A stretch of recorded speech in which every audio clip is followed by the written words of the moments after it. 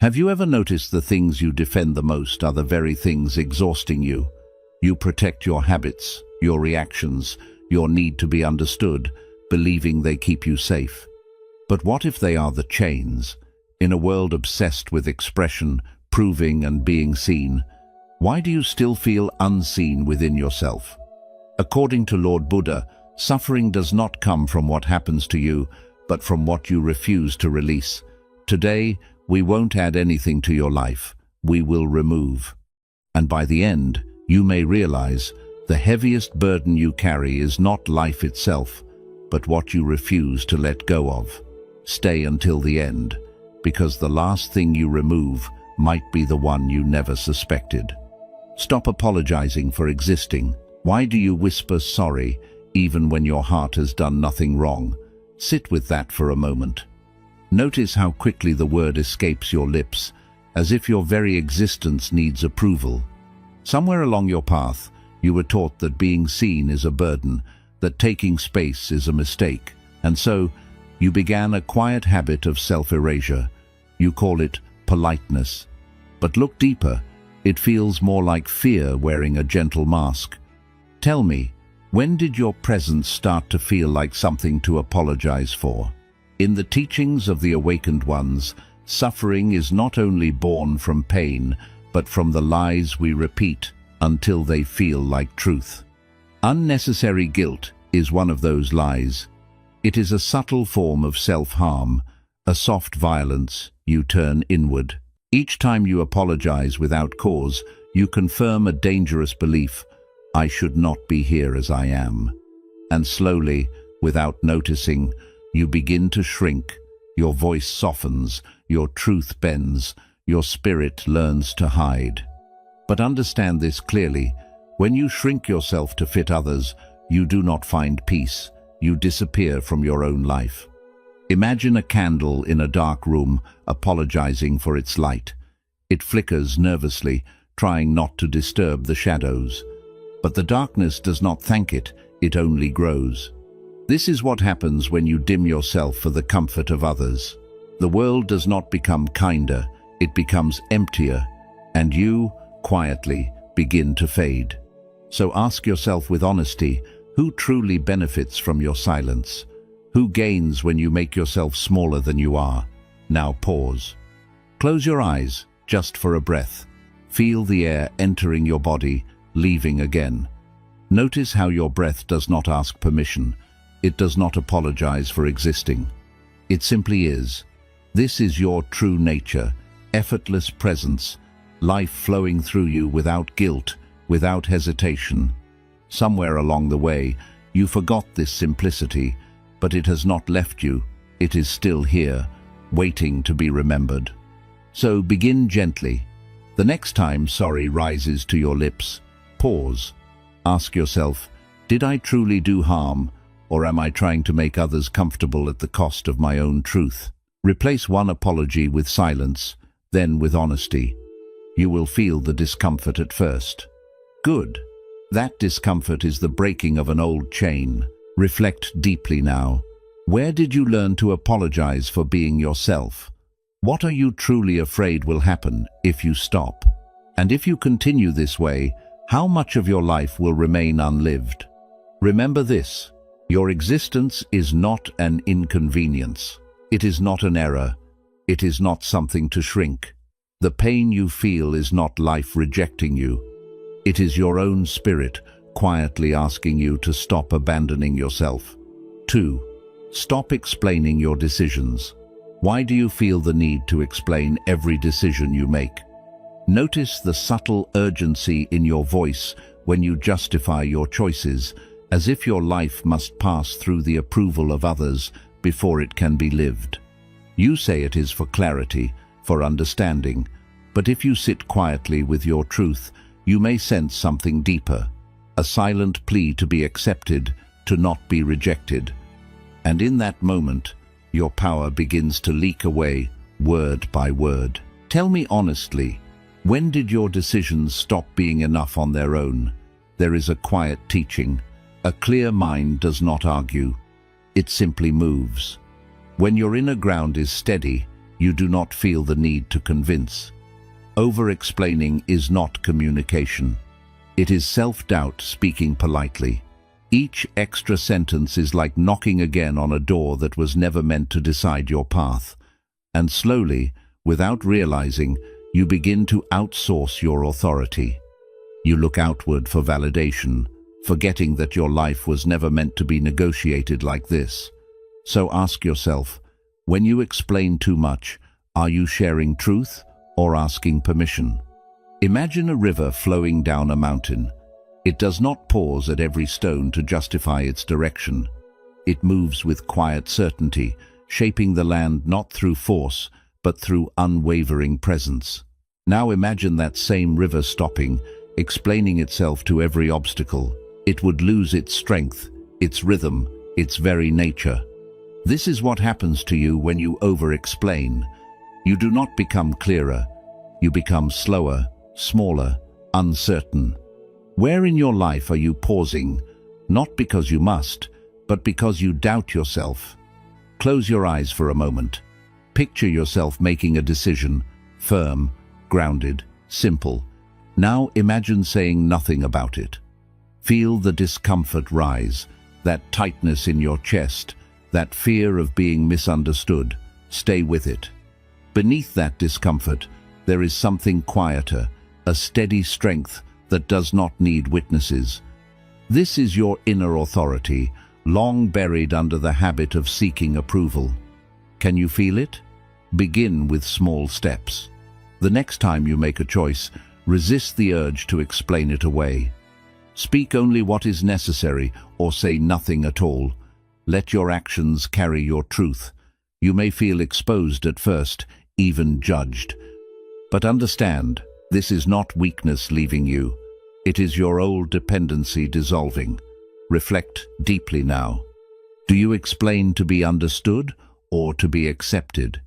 What would your silence reveal about your confidence?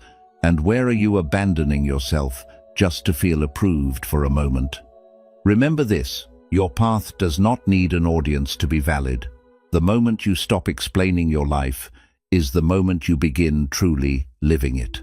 3. Stop fearing solitude.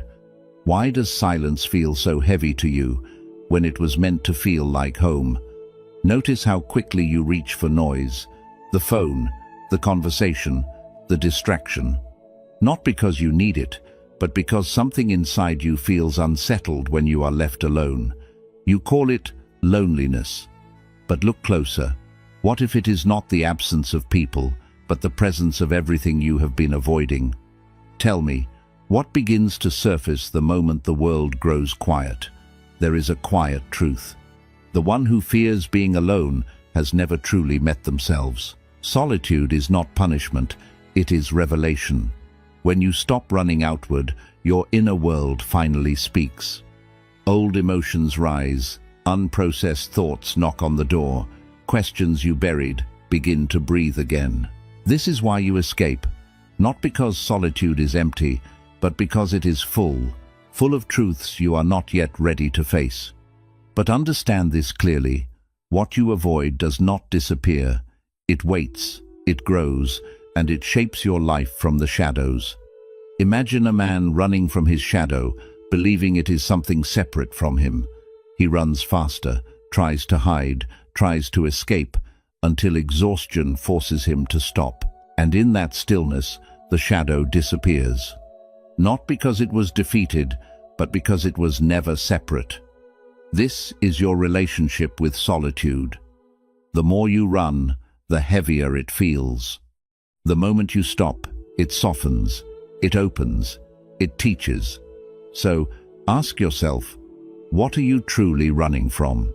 Sit alone, just for a moment. No phone, no distraction. Let the silence wrap around you.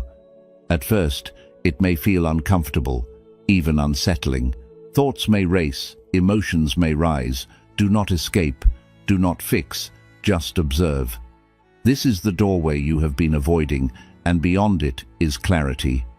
Beyond it is a deeper version of you that does not depend on noise to feel alive. Can you stay with yourself long enough to meet that person? Start small. Give yourself a few minutes each day where you choose solitude, not as isolation, but as connection. Watch your thoughts without judgment. Feel your emotions without resistance. Slowly, the fear will loosen, and in its place, something unexpected will grow, a quiet companionship with your own being. Reflect deeply. What do you avoid when you are alone? Is loneliness truly the absence of others or the absence of self? And if you stopped running today, what truth might finally find you? Remember this: the silence you fear is not empty, it is the place where you return to yourself. 4. Stop feeding. What irritates you? Why do the smallest things control your peace? A comment, a delay, a tone in someone's voice, and suddenly your mind is restless. You replay it, analyze it, carry it into moments that had nothing to do with it. Look carefully. This is not the power of the situation, it is the power of your attention. You believe you are reacting to life, but often you are feeding it. Tell me honestly, how much of your day is shaped not by what happens, but by what you keep giving your energy to? There is a quiet truth. What you react to, you give power to. Attention is silent nourishment.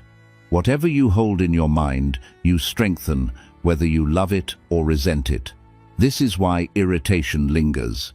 Not because it is strong, but because you keep it alive.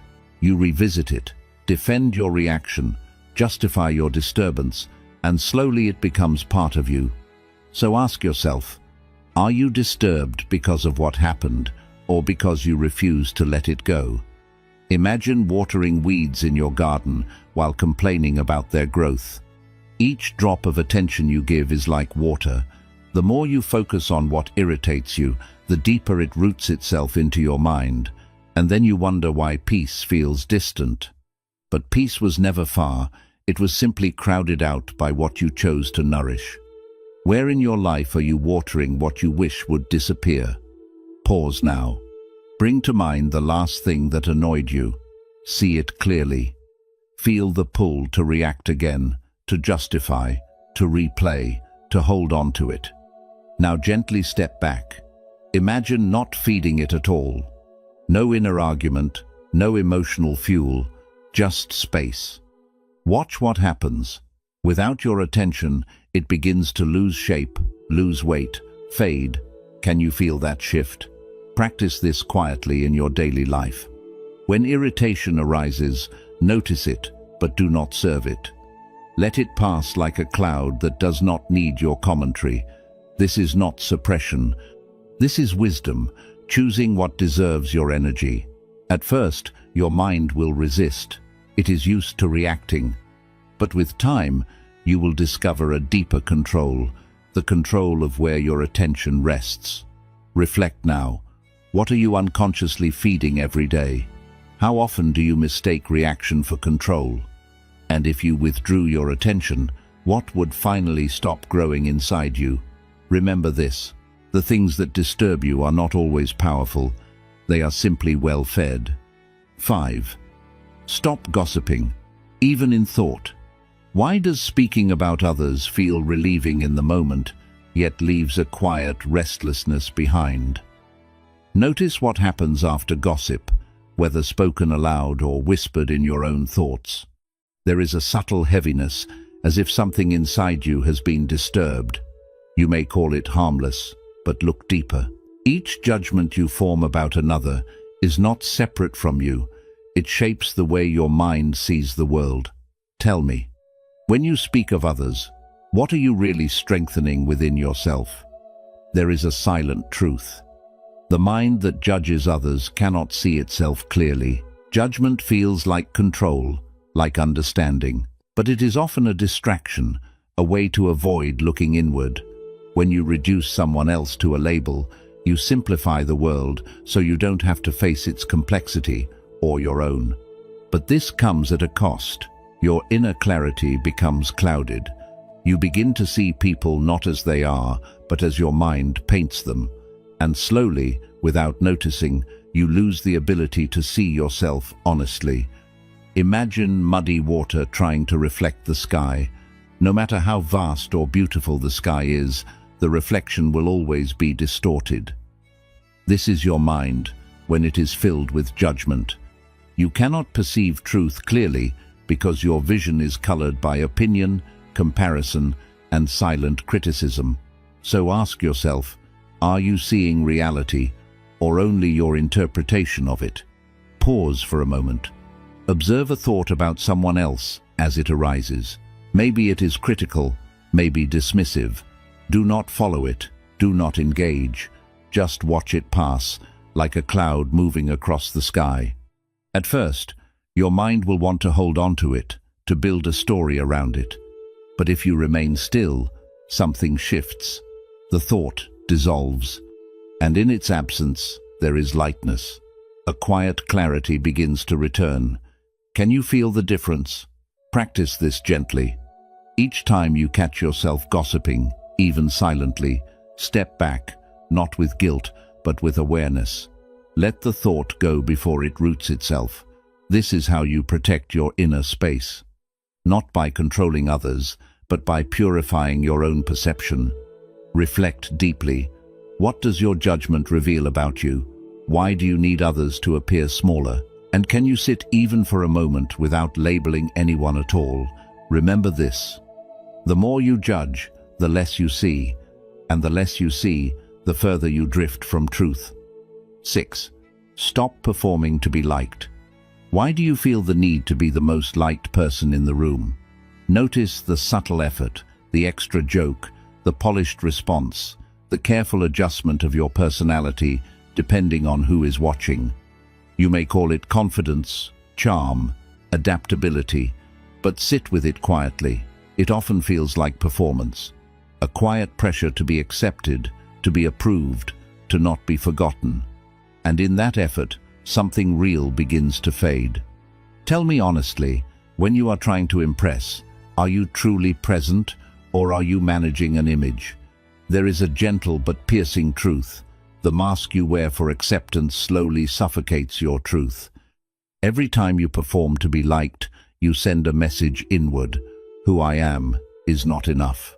And so you build versions of yourself, one for this person, another for that situation. Over time, the lines blur. You forget what is natural and what is rehearsed. This is the hidden cost of approval. It fragments your identity. You gain attention, but lose connection with yourself. So, ask yourself, if the audience disappeared, who would remain? Imagine an actor who forgets the stage has ended. The lights are off, the audience is gone, but still, he continues the role, speaking lines, wearing expressions that no longer belong to the moment. This is how many live. Performing not just in public, but in private, in silence, even in solitude. The mask becomes so familiar that it feels like a face, but it is not. And deep within, there is a quiet exhaustion that cannot be explained. Where in your life are you still acting long after the moment has passed? Pause now, picture yourself in a room with others. This time, say less, do less. Let the urge to impress rise, and do not follow it. Feel the discomfort, that restless need to fill the silence, to prove your worth. Stay with it. Beneath that urge, there is something unfamiliar, a raw, unfiltered presence. It may feel vulnerable at first, but it is real. Can you allow yourself to be seen without decoration? Begin gently. In your next interaction, release the need to perform even slightly. Speak what is true, not what is impressive. Let moments of silence exist without rushing to fill them. Slowly, the mask will loosen, and in its place, something stronger will emerge. Not a better version of you, but a more honest one. Reflect deeply. Who are you trying to impress, and why? What would happen if you stopped performing today? And without the mask, do you truly know who you are? Remember this, the approval you chase can never replace the truth you abandon. 7. Stop obsessing over looking busy. Why do you fear being seen as idle? Notice how quickly you fill your time, checking, doing, moving, responding. Even in moments meant for rest, your mind searches for something to prove you are still productive. But pause and look deeper. What are you trying to escape? Because often, it is not work you are chasing, it is silence you are avoiding. Tell me honestly, if everything stopped for a moment, what would you be forced to feel? There is a quiet truth. A restless life is often an unlived one. Busyness can look like purpose, but many times it is only distraction wearing discipline's clothing. You move quickly, yet inside, something remains untouched, unexplored. The constant activity becomes a shield, protecting you from questions you do not want to face. And slowly, without noticing, your days become full, but not meaningful. So ask yourself, are you building a life, or just keeping yourself occupied? Imagine a wheel spinning rapidly in one place. It makes noise, it creates motion, it appears active, but it goes nowhere. This is what happens when you confuse movement with direction. You stay busy, yet your inner world remains unchanged. The emptiness you try to outrun quietly follows. Where in your life are you moving fast, but not moving forward? Pause now. Stop whatever you are doing, even for a brief moment. Do nothing. Let the stillness settle around you. At first, it may feel uncomfortable, almost unnatural. Your mind will urge you to move again, to fill the space, to escape the quiet. Stay. Beneath that discomfort, there is something spacious, something calm. This is the space where clarity begins. Can you allow yourself to enter it? Practice this gently. Create small moments in your day where you choose stillness over activity, not as laziness, but as awareness. Let your actions come from intention, not habit. Slowly, your work will shift from endless motion to meaningful direction, and you will discover a different kind of productivity, one that does not exhaust you, but aligns you. Reflect deeply. What are you avoiding through busyness? Is your work truly purposeful or quietly distracting you? And when was the last time you allowed yourself to simply be still? Remember this, filling your time is easy. Filling your life with meaning requires the courage to stop. 8. Stop needing to win every argument. Why is being right so important to you that you are willing to lose your peace for it? Notice what happens in an argument. Your voice sharpens, your thoughts race, your body tightens. You are no longer listening. You are preparing your next defense. You call it standing your ground. But look closer. It often feels like protecting an image.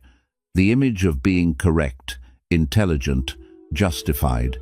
Tell me honestly, in those moments, are you seeking truth or victory? There is a quiet truth. Winning an argument often means losing your peace. The ego does not care about understanding. It cares about dominance. It wants to be right, not because truth matters, but because identity feels threatened. And so, even when the conversation ends, the disturbance remains. You replay the words, justify your position, relive the tension. The argument may be over, but the conflict continues within you. So ask yourself, what exactly did you win? Imagine two fires trying to burn each other. Neither one becomes calmer. Neither one becomes clearer. They only create more heat, more destruction, more exhaustion. This is what happens when two egos collide. No light is created, only noise and damage. And often, long after the moment has passed, the warmth you needed is replaced by a lingering emptiness. Where in your life are you creating heat when all you needed was understanding? Pause now. Recall a recent disagreement. Feel the energy of it, the need to prove, to correct, to defend. Now imagine something different. Imagine letting the other person win, not out of weakness, but out of awareness. Notice what shifts inside you. At first, there may be resistance, a sense of loss, but beneath it, something softer appears, a release, a quiet space where your mind no longer needs to fight. Can you feel that lightness? Practice this gently. The next time conflict arises, listen more than you speak. Ask yourself, does this moment require truth or just your ego's victory? Sometimes, the strongest response is silence, not because you have nothing to say, but because you have nothing to prove. Reflect deeply. What do you truly gain by being right? What do you quietly lose each time you fight? And can peace exist without the need to win? Remember this, your need to be right can imprison you, but your willingness to let go can set you free. 9. Stop defending what hurts you. Why do you keep protecting what drains you? Look closely at the patterns you defend, the relationship that tires you, the habit that weakens you, the belief that quietly holds you back. You explain it, justify it, even fight for it, as if letting it go would mean losing a part of yourself. But sit with this honestly. Are you protecting something meaningful or avoiding the pain of releasing it? Tell me, what are you afraid will remain if you finally let go? There is a quiet truth. What you keep defending is often what keeps you trapped. Attachment does not always feel like love. Sometimes it feels like duty, like identity, like this is just who I am. And so you keep holding on, even when it hurts. You convince yourself it will improve, that it is not that bad, that you can handle it. But every defense strengthens the grip. Every excuse deepens the attachment. And slowly, without realizing it, your suffering becomes something you protect. So ask yourself, if it truly helped you, would you need to defend it this much? Imagine holding a burning coal in your hand, trying to prove your strength. You endure the heat, ignore the pain, refuse to let it go. Not because it helps you, but because letting go feels like losing. This is how attachment hides itself. You suffer, not because you have to, but because you believe you should. And the longer you hold on, the harder it becomes to release. Where in your life are you holding tightly, even while it burns you? Pause now. Bring to mind something you keep defending. See it clearly. Feel the weight of it, the effort it takes to keep it alive. Now imagine loosening your grip, not all at once, just enough to feel the possibility of release. Notice what comes up. There may be fear, uncertainty, even a strange emptiness. But beneath it, there is also relief, a quiet lightness that has been waiting. Can you feel both at the same time? Start gently. You do not need to force yourself to let go immediately, but you must stop pretending it does not hurt. Accept the truth of what you are holding. Say it inwardly, without denial. This is where freedom begins, not in action, but in honesty. From there, the grip will slowly soften. Reflect deeply. What are you protecting that continues to hurt you? Why does letting go feel heavier than holding on? And if you were no longer tied to it, who might you become? Remember this, the pain you defend is the prison you keep alive. And the moment you stop protecting it, the door quietly opens. 10. Stop building identity from the past. Why do you keep defining yourself by what is already gone? Notice how often you say, "This is just who I am," and behind it, there is always a story, something that happened, something that shaped you, something you carry like proof. But look closely. Are you speaking your truth or repeating your past? Because the past has a quiet way of becoming a cage when you mistake it for identity. Tell me honestly, who would you be if you stopped introducing yourself through old wounds and outdated roles? There is a deep truth. Holding on to the past is like carrying a ghost. It has no real form in the present moment, yet it follows you, affects you, limits you. You react not to what is happening, but to what already happened. And so, your life becomes repetition, not creation. You think you are being consistent, but in truth, you are being conditioned. So ask yourself, are you living new experiences or just repeating familiar patterns? Imagine wearing clothes that no longer fit you.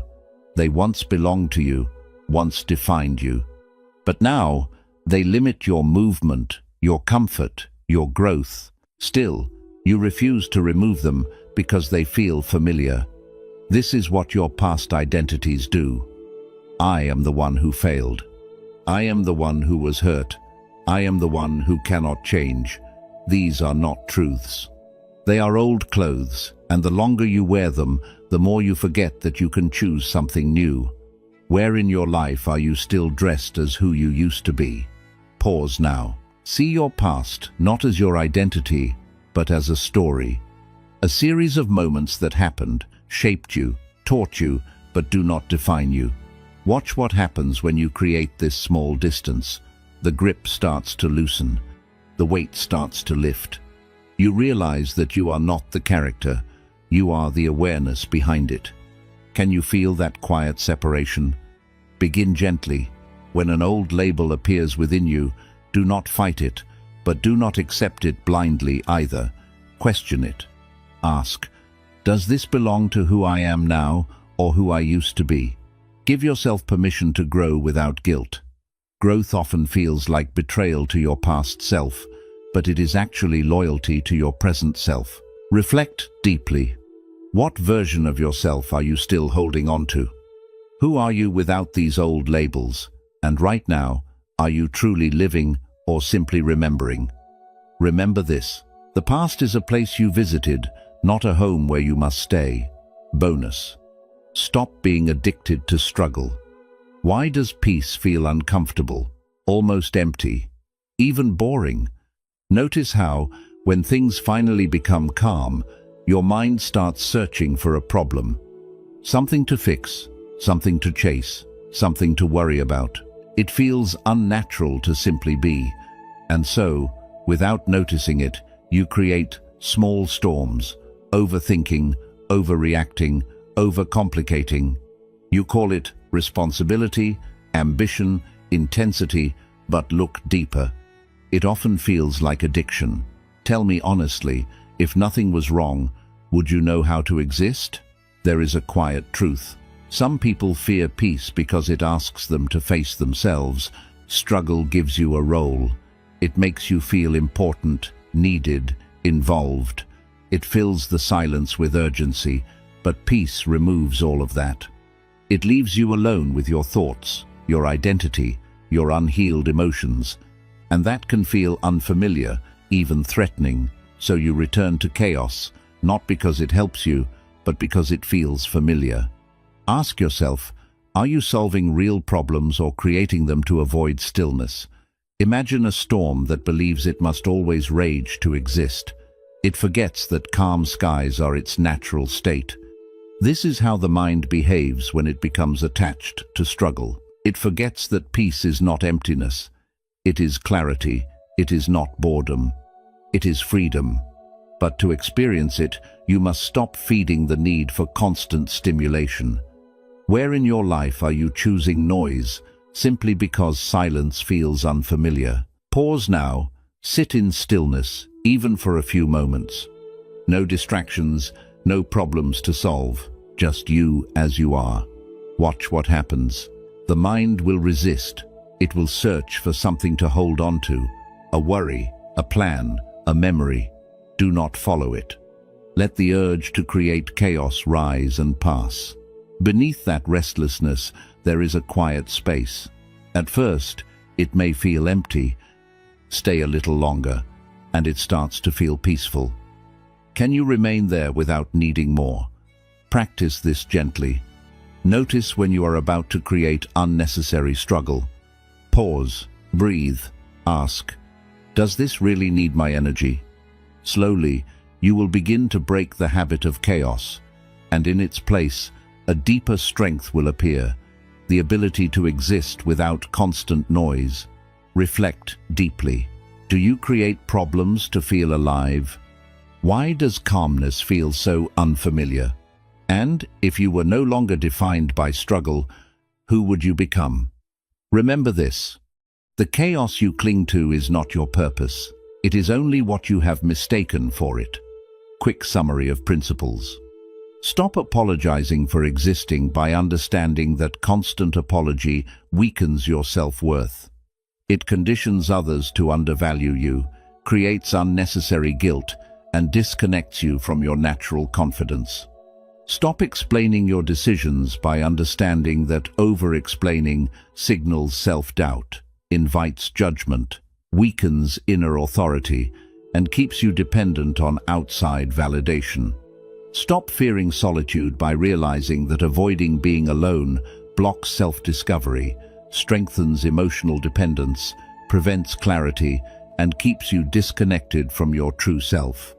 Stop feeding what irritates you by accepting that constant reaction increases negativity, drains mental energy, strengthens emotional triggers, and gives power to what should not matter.